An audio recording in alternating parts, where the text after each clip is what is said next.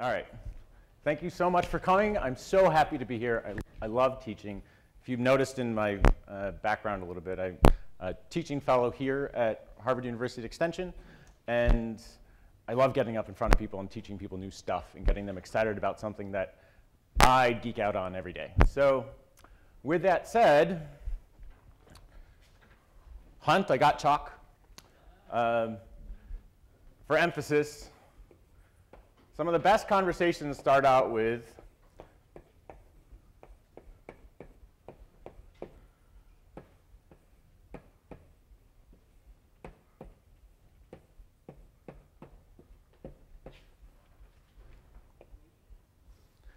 the 4 simple words, I have a problem. The past 20 years that I've been doing this, working with clients, employers, friends, colleagues, I have a problem starts off some of the best conversations. And most recently in the past year, I was the one who had the problem. I work on server systems here at Harvard University for a division of continuing education. And I manage several servers and over 100 desktops, mostly Macintosh. And they all have virtual machines on them. And we had an instance where we had old server hardware. We wanted to get rid of it, get new server hardware. New server hardware to replace 5 particular systems I'm thinking of. It's going to cost roughly $30,000+ in order to implement. And this was to replace servers that were on the order of age 2004 to 2006, somewhere in there. And they had reached their end of life. Some of the Macintosh servers that we worked on or work with aren't even being supported anymore because Apple Xserve was discontinued. So we have to figure out ways to replace them. That means replacing them with Linux technology in my particular case. So to do this in a cost-effective way, we could either go spend the $30,000+ to get the new hardware, transition over all these applications, and 5 years down the road, we're going to have the same problem again because server hardware gets, stops being supported. And we end up having to reinstall and reconfigure all over again. So what I wanted to do was implement a virtual cloud-based solution. And to do that, what you end up doing is utilizing virtual machines. Now, how many of you in here know what a virtual machine is, care, have used it? Great, bunch of people. So the short story for virtual machines, there's a physical hardware layer for a server, and a virtual machine uses this thing called a hypervisor to expose and or share the actual physical hardware to this fake hardware layer, the hypervisor, and the virtual machines sit on top of it. So a typical situation that you'd come across is VMware. You get virtual machine running, sits on top of the VMware hypervisor. You don't even know that all this magic is going on in the background. But you can have as many VMs running as you have processor memory resources to work with, right? OK, so here's where the fun comes in. If you want to implement VMware Server on, say, 3 servers, and you want to do it in a cost-effective way, guess how much it starts off at? Introductory pricing. Just somebody throw a number out there.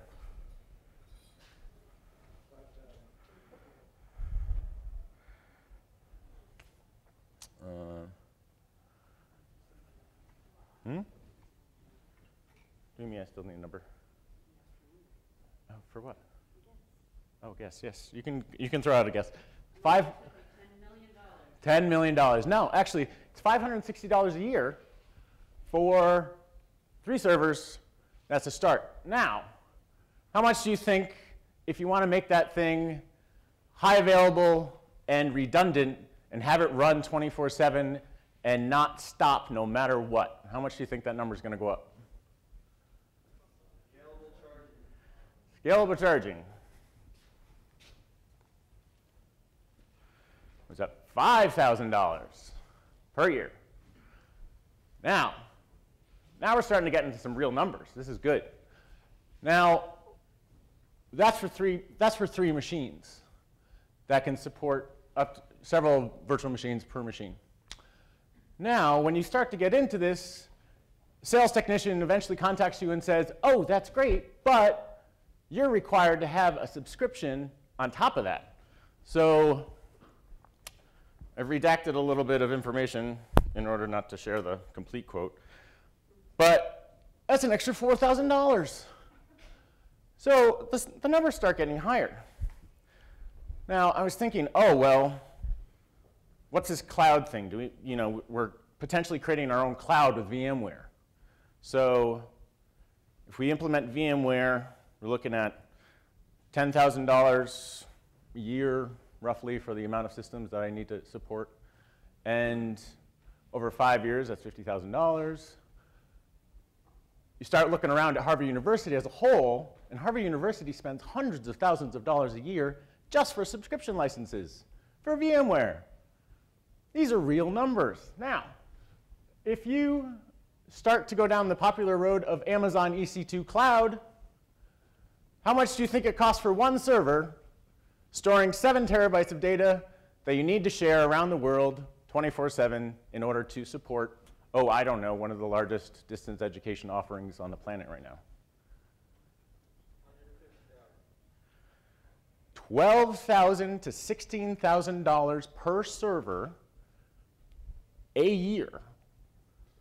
So if you have 20, 30, 40 servers that you need to keep up, and they need to be synced between each other in different regions on the globe, you're looking at hundreds of thousands of dollars. All right? Now, this really motivated me to try and figure out a better way to do this. How much time do I got left? All right. So I'm gonna end on a high note. So hopefully I can do this really well. So I started looking into different offerings, and it turns out that there is a scalable, affordable solution to pull this all off, and it's called KVM, Red Hat Kernel Virtualization Management. And Red Hat KVM is nothing new. People have known about it for years, but it is actually kind of hard to manage. It's all command line based. You really need to have a Linux administration geek in order to pull it off. And the other flip side of this conversation is, I forgot to mention, was VMware requires Microsoft Windows to manage. So not everyone wants to be utilizing Microsoft Windows to manage something. You just want a web browser, or you want a command line environment, something that's a little bit easier. All right. Now, I don't want to do VMware because it's too expensive. I don't want to do Amazon because it's too expensive. Maybe I need to because I need to distribute globally, and I need something, East Coast, West Coast, Asia, Europe, maybe South America. That might be a good scenario for EC2 Cloud. But in my case, I need at least 7 terabytes of redundant space with space for 5 or more servers. And I need it to be able to grow and be stable and reliable and always on, and no matter what happens to any of the servers, I need it to always be up. So I got 2 minutes to emphasize my last point. So let's see. Might as well just show it to you. Ended up using Red Hat KVM, and they open sourced it a few years ago, and it is now something that you can download and utilize inside of your own make-it-yourself cluster environment. And actually, I'm going to need this. And this is what it looks like web-enabled using this tool called Proxmox. And Proxmox allows me to create a cluster of 3 machines sharing hard drive and memory resources. In that list over on the left-hand side, you're going to see this thing called Synology. That's a network-attached storage device. And it's just a really big honking hard drive that shares all the data between all those Proxmox node servers. Now, before, I was limited to the 5 computers that I initially needed. Now, I can have basically 20 per system. And it's wonderful. They're all running right now, and I'm getting about 80% load. I can use that for testing. The entire interface is scriptable. I don't need Microsoft Windows. I don't need to license Windows. I don't need to license anything from VMware. Scriptable, scalable. Oh, and did I mention it's free? So all you need is a systems administrator in order to run it. And if you are an organization that already administers computers as it is, you can save a lot of money just by implementing something like this. So, what do I got? Nothing left? I'm over. All right. So I do want to end on emphasizing, when you look at it, if this seems interesting to you, do keep in mind that all the functionality that you're going to expect to see out of a VMware solution or EC2, you're going to see in here. You can do live migrations, put them to a different node.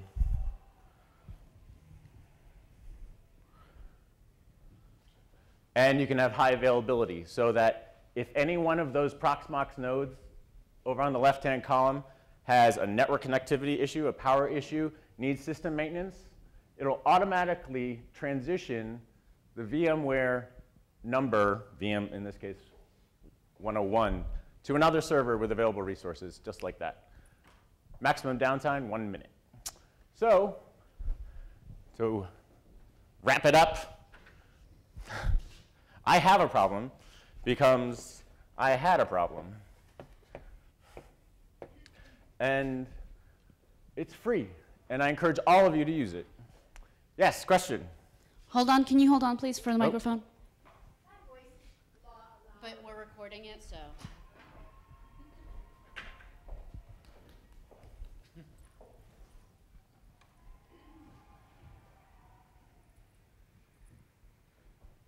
So you say it's free. Is it hackable? Anything's hackable. It's just a matter of time and energy depending on the person. But in this case, this is actually a pretty well-secured setup. It has multiple interfaces. It has a firewall situation. The management network is completely private to anything inside of the university. So likelihood extremely low.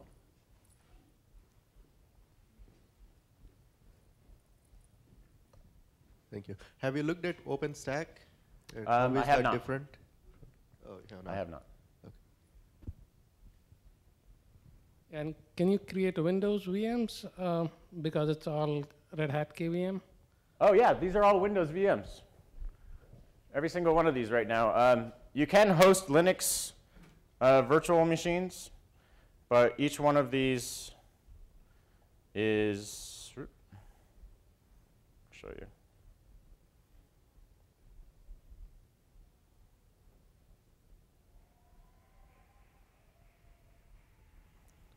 Each one of those nodes on the left-hand column is a Windows instance.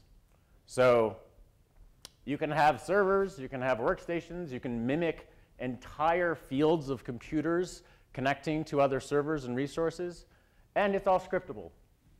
So it's pretty great. And how did you find out about Proxmox? I just ended up asking around the university, and a lot of people said, oh, you should look into KVM. It's been open sourced. And then the more I looked into it, the more I heard about a free open source option called Proxmox to replace VMware clusters. We have one more question before we have to move on to the next presentation.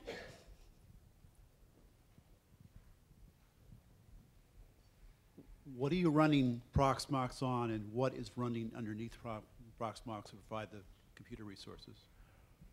Oh, that's actually one of the... Hardware-wise. Hardware-wise, there's 3 HP DL380s. They each have terabyte drives in them. They are all linked together using a 10 gigabit internet connection. And there are also another 10 gig internet connections going into a network attached storage device. So all of those machines can send data between each machine at roughly 1 DVD per 3 seconds. So it's pretty fast. There's also a there's 2 processors, 24 cores, 64 gigs of RAM each, and 10 gigabit internet connection. So actually, it's a 1 gigabit internet connection for that. So it's pretty powerful. You can have a bunch of systems all running at once. All right, thank you, Anthony.